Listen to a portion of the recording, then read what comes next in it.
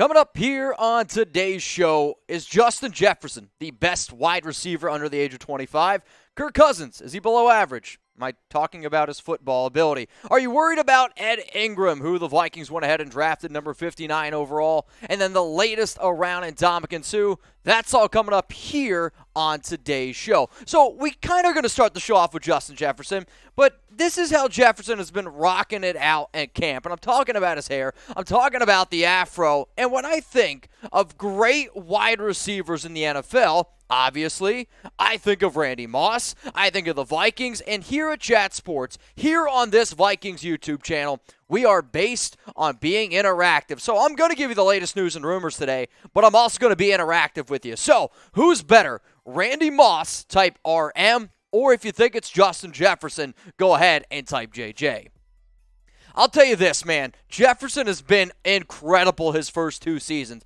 I'm still going to go with Randy Moss. If Jefferson continues to have the years that he's been, he's definitely trending in the right direction in terms of being a top 10 receiver of all time. His numbers could even eclipse what you've seen from Randy Moss. But you also have to understand the NFL now is so different compared to what it used to be. But I figured I'd start today's show off with a interesting battle down in the comments. Let's first, though, talk about Jefferson, and the reason why I brought him up here is because Peter Schrager went ahead and he ranked his top 5 wide receivers under the age of 25. Jefferson, which I'm really not too surprised about, came in number 1 on the list. When you talk about a young man that's had 196 grabs, 3,016 yards, 17 touchdowns in his first 2 seasons, it's very remarkable. Then last season, over 108 catches, 1,616 yards, 10 touchdowns. Before I started making videos at Chat Sports, I did fantasy football full time.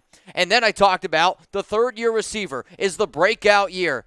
If this is a season where I can't even say it's a breakout year for Jefferson, this third season, all I'm going to say is look out, y'all. So if you're wondering, all right, well, if Jefferson was number 1, who were the other receivers right behind him? Jamar Chase at number 2. I got no problems with that whatsoever. CeeDee Lamb at 3. DK Metcalf at 4. A.J. Brown of the Philadelphia Eagles, number 5. Realistically, when I did my rankings and when I saw this whole story come out, I really only sat there and thought there are only 2 receivers that I would put in that conversation. Jamar Chase, Justin Jefferson, and I was glad that Jefferson came in at number 1. So if you guys believe that Jefferson is the best wide receiver in all of football under the age of 25, I want you to go ahead and like the video right now. And personally, I'm going to be shocked if this video doesn't get 1,000 likes. Why?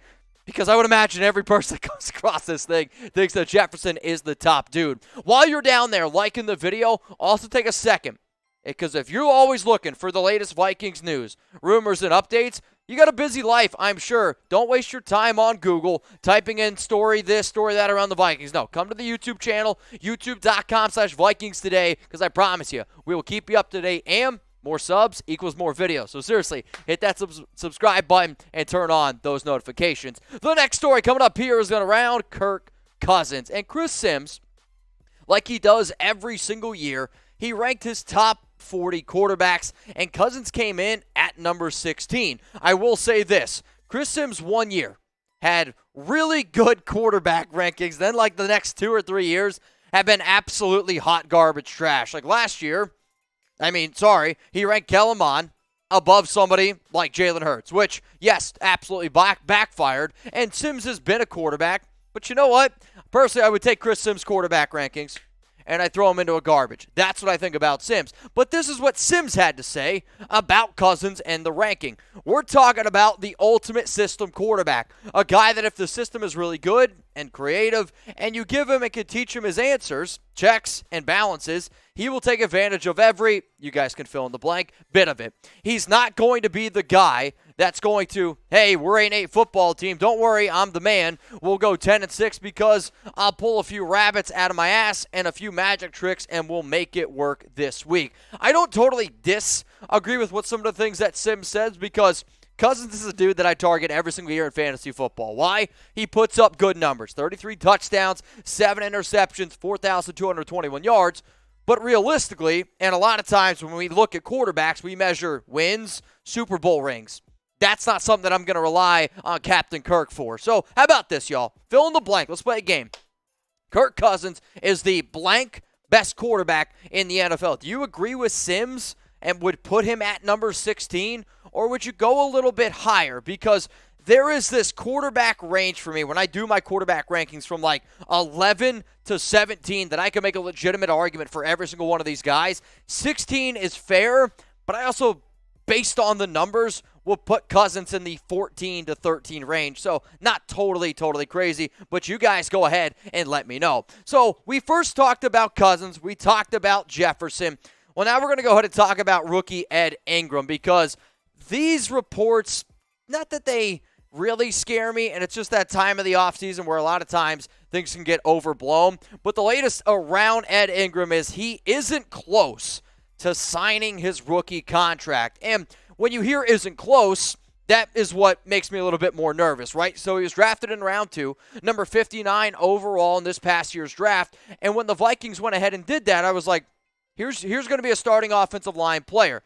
He is participating in spring drills under an injury protection agreement. So God forbid he were to get injured, which is probably why he's out there. But you are hoping that this deal does get done sooner rather than later. So when you hear Ed Ingram isn't close, do you panic, or are you like, dude, it's June, it's going to be okay? Scale it for me from 1 to 10. 1 being you're not worried at all. You're hitting me with, dude, it's June. 10 being, oh my gosh, it's not even close. Let me know what you're thinking. Scale it 1 to 10.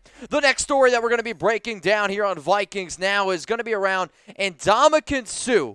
And is he going to be coming to the Minnesota Vikings?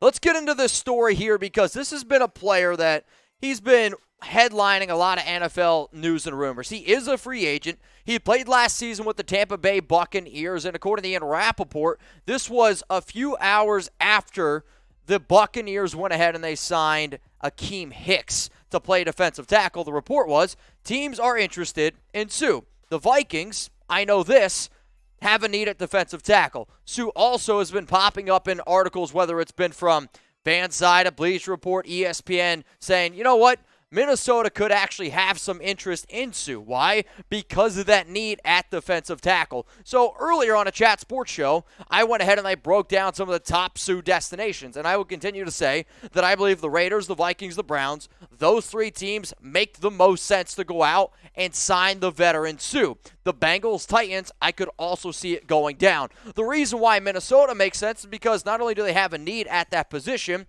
Suh can still get it done. He has still been able to show me over the past 5 seasons that he can help football teams win. I mean, you're talking about a dude who's had 12 sacks combined over the last 2 seasons. He's still good in the pass rush game. He can still help out in the defensive interior, and he's a mean and nasty dude.